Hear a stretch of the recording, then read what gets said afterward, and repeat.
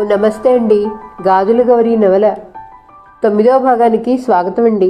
పని ఆపేసి బయట కొంగుకు చెయ్యి తుడుచుకుంటూ హాల్లోకి వచ్చింది గౌరీ. ఫోన్ వచ్చి ఎంతసేపు అయింది? గ్లాసెస్ కళ్ళకు పెట్టుకుంటూ భర్తను అడిగిందామె. ఆమెకు భర్త ఎవరితోనో మాట్లాడటం వంట ఇంట్లోకి వినిపించింది. అతడు ఎవరో ఆఫీస్ వారితో ఫోన్ మాట్లాడుతున్నాడు అనుకుంది. ఇప్పుడే ఫోన్ వచ్చింది, నిన్ను పిలిచాను అన్నాడు ఈశ్వర్. కళ్ళజోడు సరిచేసుకుంటూ వచ్చి భర్త పక్కన సోఫాలో కూర్చుంది. ఎదురుగా వీడియోలో వినీత్, ఎలా ఉన్నావమ్మా అన్నాడు. బాగున్నాను పెదబాబు, మీరెలా ఉన్నారు? అమ్మాయి పిల్లలు ఎలా ఉన్నారు? అమ్మాయి అంటే గౌరీ పరిభాషలో కోడలు అని అర్థం. మొన్న మీ అందరి ఫోన్కై చాలా ఎదురు చూసాం. నీవు, తమ్ముడు, చెల్లి ముగ్గురులో ఒక్కళ్ళు ఫోన్ చేయలేదు. రాత్రి నిద్రపోయే వరకు ఎదురు చూసాం అన్నది. అవుట్ ఆఫ్ స్టేషన్ అమ్మా, నేను వినీత్ పిల్లలు ఊరెళ్ళాం. తమ్ముడు చెల్లి కూడా ఫోన్ చేయలేదా అన్నాడు. వాళ్ళు కూడా నీ తమ్ముడు చెల్లిలేక వారి పనులు వాళ్ళవి. అందరికీ పనులు, ఎవరి పనుల్లో వాళ్ళు బిజీ. అమ్మతో కాసేపు వారానికి ఒక్కసారి మాట్లాడటానికి టైం ఉండదు. సంవత్సరానికి ఒక్కసారి కూడా అమ్మా నాన్న ఎలా ఉన్నారో అని మన దేశానికి రాలేరు అన్నది గౌరీ బాధగా. అబ్బబ్బా గౌరీ, నీ ఈ మాటలు వినలేకే పిల్లలు ఫోన్ చేయటం లేదు. వాళ్ళకు వీలైనప్పుడు ఫోన్ చేసినప్పుడు నవ్వుతూ మాట్లాడక అదెప్పుడు ఏమిటి అన్నాడు ఈశ్వర్ చిరాకుగా. ఎక్కడ కొడుకు ముందర గౌరీ తన మనసులోని భావావేశాలు వెళకక్కుతుందో అని అతడికి భయం. ఎంతసేపు తనకి పిల్లలు ఫోన్ చేయలేదనే మాటే కానీ ఫోన్ చేసినప్పుడు ఆనందంగా మాట్లాడదు. వాళ్ళు అందుకే ఎప్పుడూ ఏదో ఒక సాకు చెప్పి మొక్కుబడిగా ఫోన్ చేస్తారు అనుకున్నాడు. తల్లి మనసు అర్థమైంది వినీత్కి. ఆవిడ మాటల్లో కూడా నిజం ఉంది. కానీ తామేం చేయగలరు? నిలబడి నీళ్లు తాగమంటుంది తల్లి. పరిగెత్తి పాలు తాగే తరం తమది. ఇది ఎంత చెప్పినా ఆమెకు అర్థం కాదు. బహుశా తండ్రి కూడా తమలాగే ఆలోచిస్తాడు అనుకుంటా. అందుకే తల్లికి ఎంతగానో నచ్చ చెప్తూ ఉంటాడు. తల్లి మాటలు అతడికి బాధ, కోపం కలిగించాయి. అయినా వణుచుకుని పైకి, ఎప్పుడూ నీ ధోరణి నీదేనమ్మా, నేను చెప్పేది వినవా అన్నాడు. కొడుకు మాటలకి గౌరికి కొద్దిగా బాధ అనిపించినా దాన్ని పైకి కనిపించనివ్వక, పెద్దదాన్ని అవుతున్నాను కదా, నా చాదస్తం నాది, నన్ను నా మాటల్ని ఎక్కువ పట్టించుకోకు కన్నయ్య, చెప్పు అన్నది. ఎక్కడ నీవు నన్ను చెప్పనిస్తున్నావు అన్నాడు వినీత్. అబ్బా నీవు చెప్పరా బాబు, నేను స్విమ్ సూటు ఇంకా కొనలేదు అంటే తాను ఏడుస్తుంది, అందులో తాను కొట్టుకుపోతానని భర్త ఉద్దేశం అని అర్థమైన గౌరి మనసులో రగిలిపోయింది. తాను భార్యని తక్కువ చేయటమే కాకుండా పిల్లల వద్ద కూడా తక్కువ చేస్తాడు. అదే వాళ్ళకి ఎంత అలుసో అతడికి ఎంత చెప్పినా అర్థం కాదు. పైగా తనదే తప్పు అంటాడు. ఏమిటో ఇద్దరం ఒకరంటే ఒకళ్ళు ఇష్టపడి పెళ్లి చేసుకున్నామా అనిపిస్తుంది. తామే ఇలా ఉన్నారా? అందరూ మధ్య వయసులో ఇలాగే ఉంటారా? కానీ ఆమెకి తెలియని విషయం ఒకటి ఉంది. ఏ దంపతులైనా మధ్య వయసు వచ్చాక ఆకర్షణ తగ్గటం ఒక కారణం అయితే, ఒకరిలో ఉన్న లోపాలు ఇంకొకరికి కనిపించటం మరో కారణం. కలిసి ఉండి కలహించుకుంటారు, కలహించుకుంటూ కలిసి ఉంటారు కదా అనుకుంటే ఒకరిని విడిచి ఒకళ్ళు ఉండలేరు. భార్య ఏదైనా అవసరపడి ఏ ఊరైనా వెడితే భార్యను విడిచి ఆయన ఉండలేడు. ఒక్కరోజైనా భార్య ఇంట్లో లేకుంటే తనకి ఇబ్బంది అని బంధువులతో అంటాడు. భర్త ఏదైనా అవసరమైన పనిపడి ఏదైనా ఊరు వెళ్లాల్సి వస్తే భార్యకి ఏమీ తోచదు. నన్ను ఒక్కదాన్ని వదిలి మీరు అక్కడ ఉండటం ఏమిటి అని భర్తకి ఫోన్ చేసి మరీ సతాయిస్తుంది. ఇది మధ్య వయసులోని భార్యాభర్తల సహజీవనం. ఇందుకు ఈశ్వర్ గౌరీ కూడా మినహాయింపు కాదు కదా. తాను అన్న మాటలకి తల్లి ముఖంలోని భావాలు మారటం వినీత్ సునిశితమైన కళ్ళు పసిగట్టాయి. ఫీల్ అయ్యావు కదా అన్నాడు. కొడుకు మాటలకి సర్దుకుని లేదులే చెప్పు అన్నది. కొడుకు ఏం చెప్పబోతున్నాడో తెలియక, విషయం ఏమిటంటే నేను, తమ్ముడు, చెల్లి ముగ్గురం ఇంకో 3 నెలల్లో ఇండియా వస్తున్నాం. అందరం ఓ నెల రోజులు మీతోనే ఉంటామన్నాడు. కొడుకు చెప్పిన మాటలు ఒక్క నిమిషం గౌరికి అస్సలు అర్థం కాలేదు. ఏమంటున్నావు నాన్న అన్నది సంబరంగా. తాను చెప్పిన మాటలకి తల్లి షాక్ గురైందని మరలా చెప్పిన విషయమే చెప్పాడు వినీత్. పిల్లలు మన దేశం వస్తున్నారు అనే ఆనందం ఆ రాత్రికి గౌరీకి సంతోషంలో నిద్ర రాలేదు. తాను నిద్రపోలేదు సరికదా, ఆనందం ఎక్కువయ్యి ఈశ్వర్ని కూడా నిద్రపోనివ్వలేదు ఆమె. వినీత్ ఫోన్ పెట్టినప్పటి నుండి భర్తకి భోజనం పెడుతూ, సాయంత్రం కాఫీ ఇస్తూ, రాత్రి అతడికి పలహారం పెడుతూ, పిల్లలు వచ్చేటప్పటికి ఇంటికి ఏవైనా ముఖ్య వస్తువులు కొనాలి, మనవడు మనవరాళ్ళకి ఆడుకోవటానికి ఏమేం బొమ్మలు కొనాలి, అవి వాళ్ళకి నచ్చుతాయో లేదో అనే శంక. దాంతో ఈశ్వర్ని, ఏమండి మనం కొన్న బొమ్మలు మనవడికి మనవరాలకి నచ్చుతాయా అని అడిగింది. ఎందుకు గౌరీ డబ్బు దండగా, వాళ్ళకి ఆడుకోవటానికి బొమ్మలకేం కుదవా, ఆ దేశానికి బొమ్మలు తీసుకెళ్లటం వీలవుతుందా ఏమన్నానా? పోని ఇక్కడికి వచ్చినప్పుడు ఆడుకుంటారులే అంటే మళ్ళీ మళ్ళీ వాళ్ళు ఎన్ని సంవత్సరాలకు వస్తారో ఏమో, అప్పటికి పిల్లలు పెద్దవాళ్ళు అవుతారు కదా, మనం కొన్న ఈ బొమ్మలు ఆడుకోవటానికి పనికిరావన్నాడు. భర్త మాటలకి గౌరి ముఖం చిన్నపోయింది. అయినా తమాయించుకుని, సరే బొమ్మలు వద్దులేండి. అమ్మయ్య, తాను చెప్పిన వెంటనే తన మాటలకి అంగీకరించింది అనుకున్నాడు ఆనందంగా. అతడు ఆనందించినంతసేపు పట్టలేదు. సాయంత్రం కాఫీ చేతికి అందిస్తూ, పిల్లలకి బొమ్మలు వద్దనుకున్నాం కదా, పోనీ కోడళ్ళిద్దరికీ మైథిలికి మంచి కంచిపట్టు చీరలు కొందామా అండి అన్నది గౌరీ. భార్య తెచ్చిన కాఫీ కంటే ముందు మంచినీళ్ళు తాగే అలవాటు ఈశ్వరికి. అలవాటుగా మంచినీళ్ళు ఒక్క గుక్క తాగుతుండగా అవి గొంతులోకి జారక మునిపే భార్య అన్న మాటలకి ఒక్కసారిగా పొలమారి దగ్గురాగా, అయ్యయ్యో నీళ్లు తాగండి అన్నది గౌరీ. పిల్లలు వచ్చేదాకా నన్ను నీళ్ళైనా తాగనిస్తావా అనుకున్నాడు. పైకంటే భార్య నేను తల్లిని తోటకూరని అంటుందని భయపడి. ఇప్పుడు వాళ్ళందరికీ పట్టు చీరలు ఎందుకు గౌరీ, పెళ్ళప్పుడు ఏం కట్టుకున్నారో ఏమో, వాళ్ళు అసలు చీరలు ఇక్కడికి వచ్చినప్పుడు కూడా కట్టరు, మరి అక్కడ వాళ్ళకి ఇష్టమైన బట్టలు వేసుకుంటారు, పట్టు చీరలంటే వేల రూపాయలు కావాలి అన్నాడు. తాము జీవితంలో మలిదశకు వస్తున్నారు, తమ జీవితం గురించిన ప్రణాళికలన్నీ తామే నిర్ణయించుకోవాలి. ఈ వయసులో 10 రూపాయలు దాచుకుంటేనే రేపటి రోజున పిల్లల్ని దేహి అని ప్రాధేయపడకూడదు. ఇవన్నీ గౌరికి ఎంత చెప్పినా అర్థం కావు. తను కాస్త కూడా లోకజ్ఞానం లేదేమిటి తనకి అనిపించింది. భర్త మాటల్లో కూడా నిజం ఉందనిపించింది గౌరికి. కోడళ్ళని ఆ బట్టలు వద్దు, చీర కట్టుకో అనే స్వాతంత్ర్యం తనువు తనకి లేవు. కనీసం తన కూతురు మైథిలిని ఇక్కడ ఉన్నప్పుడైనా చీరలు కట్టుకోమంటే తాను అన్న మాటకి నేను చీరలు కూడా తీసుకురాలేదు అనేది. పోని నా చీరలు పోలడు ఉన్నాయి కదా, అవైనా కట్టుకోమంటానంటే, అబ్బా అమ్మా అసలు చీరలే అవుట్ ఆఫ్ ఫ్యాషన్ అంటే నీ చీరలు కట్టుకోమంటావేంటి అని చిరాకు పడేది మైథిలి. అవన్నీ ఆమె గుర్తుకొచ్చి భర్త మాటలకు కూడా సబబే అనిపించింది.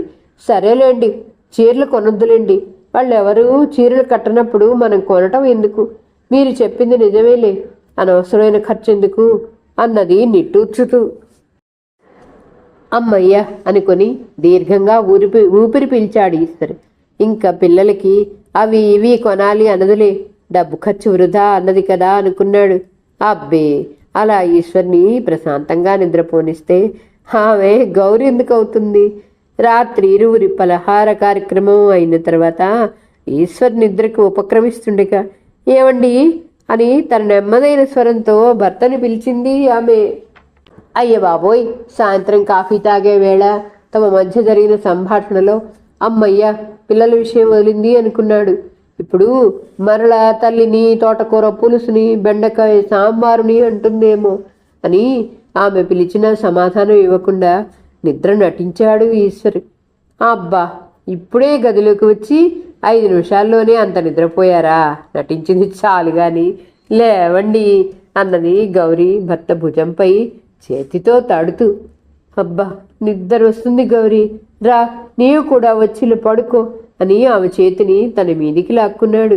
అబ్బా ఈ వేషాలకేం తక్కువ లేదు కానీ లేవండి అని భర్తని బలవంతంగా కూర్చోబెట్టింది. తప్పదు, ఆమె చెప్పింది తాను వినలేతే తనని నిద్రపోనివ్వదు అని ఈశ్వరికి అర్థమైంది. ఏమిటి చెప్పు ఆవలిస్తూ మంచం ప్లాంక్ అనుకొని కూర్చున్నాడు. ఏం చెప్పమంటారు? పిల్లలకి ఇష్టమైన పిండి వంటలు చేయాలి కదా, ఏమేం చేయమంటారు చెప్పండి అన్నది. ఈశ్వర్కి కోపం నా శళానికి కట్టింది. రాత్రి 11 గంటలకి తనని నిద్రపోనివ్వకుండా 3 నెలల తర్వాత వచ్చే పిల్లలకి, వాళ్ళ పిల్లలకి ఏమేం పిండి వంటలు చేయాలని ఆమె మాటలకి విపరీతమైన కోపం వచ్చినా అది అంతలోనే ఆమెకి వారిపై గల విపరీతమైన ప్రేమానురాగాలకి ఆమెపై చాలా జాలి కలిగింది. వాళ్ళు వచ్చేది 3 నెలల తర్వాత కదా, ఇప్పటి నుండే ఆలోచన ఎందుకు గౌరీ, హాయిగా నిద్రపోక అన్నాడు. ఈమె పిచ్చిగాని తల్లి చేసిన పిండి వంటలు తమ పిల్లలు తినరు సరికదా, వాళ్ళ పిల్లల్ని అసలు తిననివ్వరు. అదేమంటే చక్కెర, బెల్లం, ఆయిల్ పదార్థాలు ఆరోగ్యానికి మంచివి కావు అంటారు. 20 ఏళ్ళు పైనబడి చదువు, ఉద్యోగం వేరే ఊళ్ళల్లో ఉండి మరలా వెళ్ళేటప్పుడు తల్లి చేసిన పిండి వంటలు, ఊరగాయలు, పొడులు తప్పనిసరిగా తమతో తీసుకెళ్లేవాళ్ళు. పెళ్ళయి భార్యలు వచ్చిన తర్వాత మిఠాయిలు తింటే షుగరు, పచ్చళ్ళు తింటే అల్సరు, నూనె వస్తువులు అంటే కొవ్వు. వాళ్ళ మాటలు వినకుంటే తనని ఎక్కడ వదిలేసి వెళ్ళిపోతారో అనే భయంతో భార్య మాటలకి వీళ్ళు తందాన తానా అన్నట్లు వ్యవహరించేవాళ్ళు. ఇది అర్థం చేసుకోలేని గౌరీ 10 రకాల పిండి వంటలు, 4 రకాల పచ్చళ్ళు వడ్డించి వాళ్ళని తినమంటే వద్దని వాళ్ళు విసుక్కునేవారు. పాపం పిచ్చి గౌరీ. నేను అదివరకట్లాగా వాళ్ళకి నచ్చినట్టు చేయలేకపోతున్నానని బాధపడేది. ఈశ్వర్కి పిల్లల విషయం అర్థమైంది. పిండి వంటలతో మొదలైన గౌరి సంభాషణ అలా కనుమల్లో పుట్టిన నదీ ప్రవాహం సముద్రంలో కలిసినట్టుగా సాగుతూనే ఉంది. చాలాసేపు గడిచాక భర్త తన మాటలు వినటం లేదని, నిద్రపోయాడని గ్రహించింది. తెల్లవారుజాము వరకు పిల్లల ఆలోచనలోనే గడిపిన ఆమెకు ఎప్పుడో తెలియకుండా నిద్రలోకి జారింది. ఉదయం 6 గంటలవుతుండగా నిద్ర మెలకు వచ్చింది. ఈశ్వర్ కళ్ళు తెరిచి చూసిన అతడికి పక్కన నిద్రపోతున్న భార్య కనిపించింది. ప్రతిరోజు 5 గంటలకే నిద్రలేచి ఈ సమయానికి పూజ చేయటం ఆమెకున్న అలవాటు. అలాంటిది ఈరోజు ఇంకా నిద్రపోతున్నది అంటే బహుశా 4 గంటల వరకు నిద్రపోయి ఉండదు. పిల్లల గురించి ఆలోచిస్తూ ఉండి ఉంటుంది అనుకున్నాడు. ఆమె చెప్తున్న మాటలు వింటూనే తనకు తెలియకుండానే పగలంతా పనిలో అలసిపోవటం వల్ల వెంటనే తాను నిద్రపోయాడు. నిద్రపోతున్న గౌరికేసి అలాగే చూడసాగాడు. గౌరికి ఇప్పుడు 55 ఏళ్ల వయసు. 50 ఏళ్ళు వచ్చినప్పటి నుంచి సిల్క్ చీరలు మానేసి జరీ అంచున్న నేత చీరలు కడుతున్నది. జరీ చీరలు కడితే కట్టిందిలే అనుకుంటే చక్కగా పొడవాటి జడ వేయటం మానేసి దాన్ని సిగగా చుట్టేస్తున్నది. ఆమె చెంపల వద్ద, పాపిట్లో అక్కడక్కడ శ్వేతకేశాలు వచ్చేశాయి. ముఖంలో కూడా వయస్సుతో పాటు కొద్దిపాటి మార్పు వచ్చింది. కానీ తన కళ్ళకి ఆమెని మొదటిసారి చూసినప్పటి రూపం ఇప్పటికీ మనసులో నిండింది. కార్డా కవరా అని తనను అడిగిన రోజున ఆమె రూపం ఎందుకో అలా నిలబడిపోయింది తన ముందర. ఫ్యానుగాలికి గౌరి ఉంగరాల ముంగురులు ఆమె ముఖంపై కప్పేయగానే తన చేత్తో ఆ ముంగురుల్ని సవరించాడు. ఈశ్వర ఆత్మీయతతో భర్త చేతి స్పర్శకి గౌరికి మెలకు వచ్చి కళ్ళు తెరిచింది. ఎదురుగా తనకి గల ఆత్మీయతనంతా కళ్ళల్లో నింపి తన వైపే చూస్తున్నాడు భర్త. ఏవిడి స్వామి, నిద్రలేవగానే అలా నన్నే చూస్తున్నారు అన్నది. ఆమె మాటలకి అతడు ఏమీ సమాధానం ఇవ్వలేదు. తమకి పెళ్ళైన సంవత్సరం తర్వాత ఒకరోజు రాత్రి తమ ఇద్దరి ఏకాంతంలో తాను పాడిన పాట ఎందుకో ఈ సమయంలో గుర్తుకొచ్చింది. ఆలనగా పాలనగా అలసిన వేళల అమ్మవుగా లాలించు ఇల్లాలిగా దేవి పాలించు నారాణిగా ఆలనగా పాలనగా అలసిన వేళల అమ్మవుగా లాలించు ఇల్లాలిగా దేవి పాలించు నారాణిగా నీ చిరునవ్వే తోడుగా నే గెలిచేను లోకాలన్నీ నీ చిరునవ్వే తోడై ఉంటే నే గెలిచేను లోకాలన్నీ అరగడి అయినా నీ ఎడబాటు వెన్నెల కూడా చీకటి నాకు లాలించు ఇల్లాలిగా దేవి పాలించు నా రాణిగా పాలనగా పాలనగా అలసిన వేళల అమ్మవుగా లాలించు ఇల్లాలిగా దేవి పాలించు నా రాణిగా మోమున విరిసే కుంకుమ తిలకం నింగిని వెలిగే జాబిలి కిరణం మోమున విరిసే కుంకుమ తిలకం నింగిని వెలిగే జాబిలి కిరణం నేనంటే నీ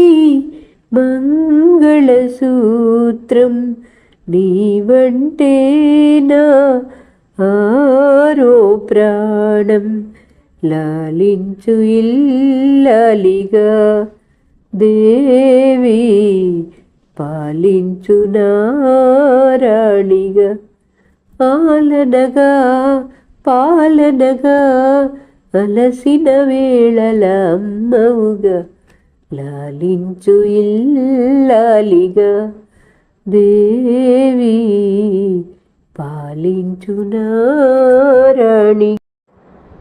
ఏం లేదు దేవి, మన పెళ్ళైన కొత్తలో ఒకరోజు మన ఏకాంతంలో నేను పాడిన పాట ఎందుకో ఇన్ని సంవత్సరాల తర్వాత ఉదయం ప్రశాంతంగా నిద్రపోతున్న నిన్ను చూస్తే గుర్తుకొచ్చింది అన్నాడు. గౌరికి ఆ రోజు గుర్తుకొచ్చి 55 సంవత్సరాల వయసు నుండి 23 సంవత్సరాల్లోకి వెళ్ళింది. సిగ్గుగా కళ్ళు మూసుకుంది. ఎందుకో ఏదో మత్తు ఆమెని ఆవహించింది. ఇది గ్రహించిన ఈశ్వరు చేయి జాపి ఆమెను దగ్గరికి తీసుకున్నాడు. భర్త గుండెల్లో తలదాచుకుందామె. 5 నిమిషాలు ఇద్దరు వేరే లోకంలో విహరించారు. ఇంతలో ఆమెకి టైం ఎంతైంది అని అడిగింది. 7 గంటలవుతుంది అన్నాడు. గౌరీ తల తిప్పి పక్కన టీపాయిపై గల ఫోను చేతిలోకి తీసుకొని చూసింది. టైం 6:50 అయింది. అంతే. ఒక్కసారి భర్త చేతుల్లో నుంచి విడిపించుకుంది. ఈరోజు ఏమిటి ఇంతసేపు ఇలాగా మొద్దు నిద్రపోయానేమిటి? అయినా మీరు కూడా ఏమిటి ఇంత పొద్దుకే వరకు మంచంపై మీరు పడుకోవటమే కాకుండా నన్ను నిద్రపు లేపకుండా నా మొహం కేసి సోద్యం చూస్తున్నారన్నది మామూలు గౌరిలా మారుతూ. అబ్బా ఏమైంది ఇప్పుడు? అంత కొంపలు ఏమంటుకుపోయాయి? ఇంకొంచెంసేపు ఇలా ఉంటే ఏమన్నాడు.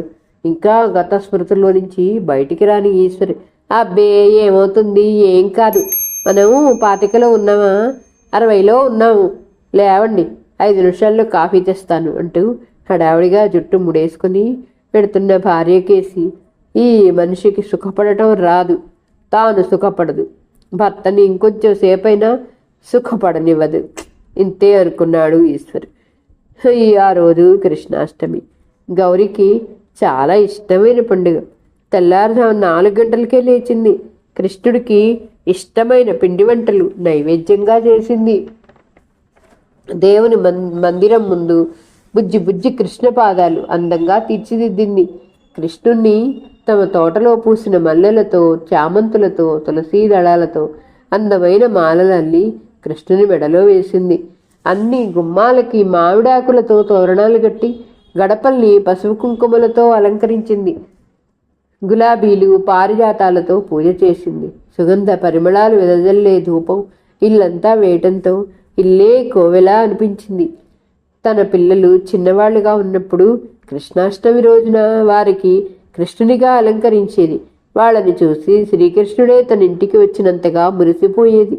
ఈరోజు కూడా కృష్ణుని విగ్రహంగా కాకుండా ఆయన తన ఇంటికి వచ్చినంతగా మైమరచి స్వామికి నైవేద్యాలు సిద్ధం చేసింది.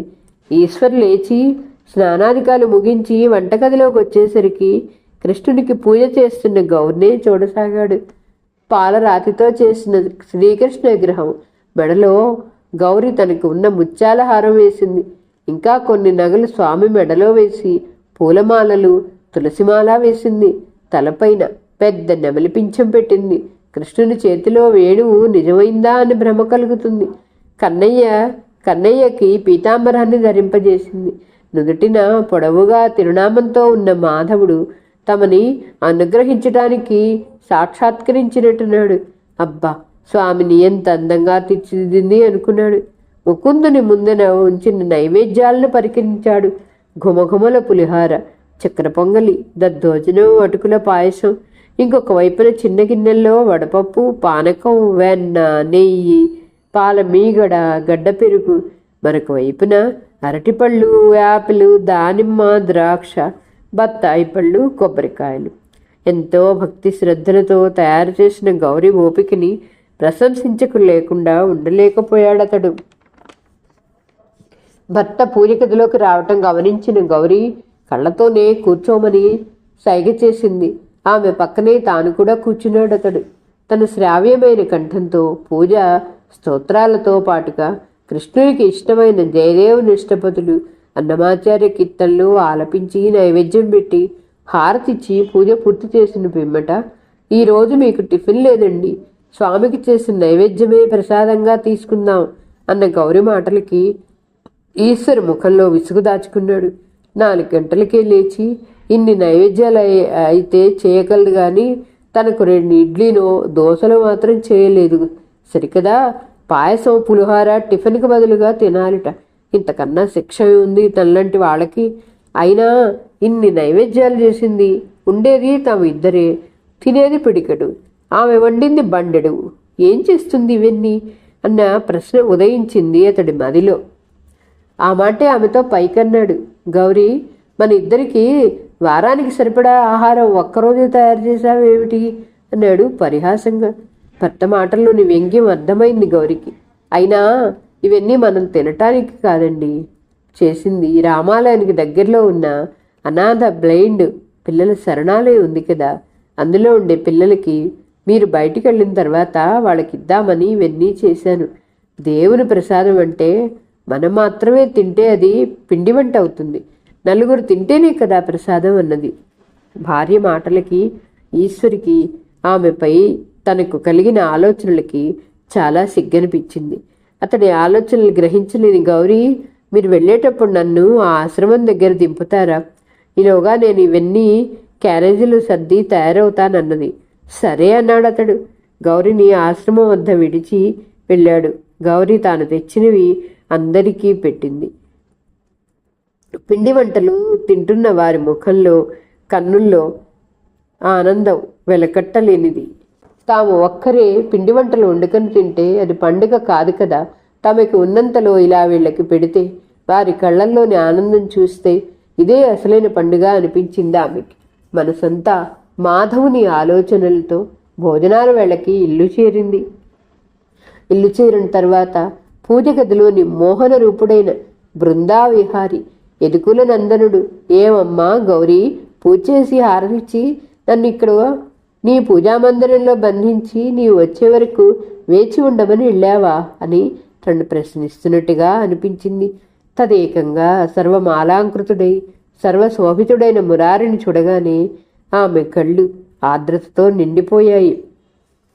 ఈరోజు కథ ఇంతటితో సమాప్తమండి. మరలా తర్వాయి భాగంతో కలుద్దాం. నా కథ మీకు నచ్చితే please like, share, subscribe and comment. ఉంటానండి. పద్మావతి చావలి.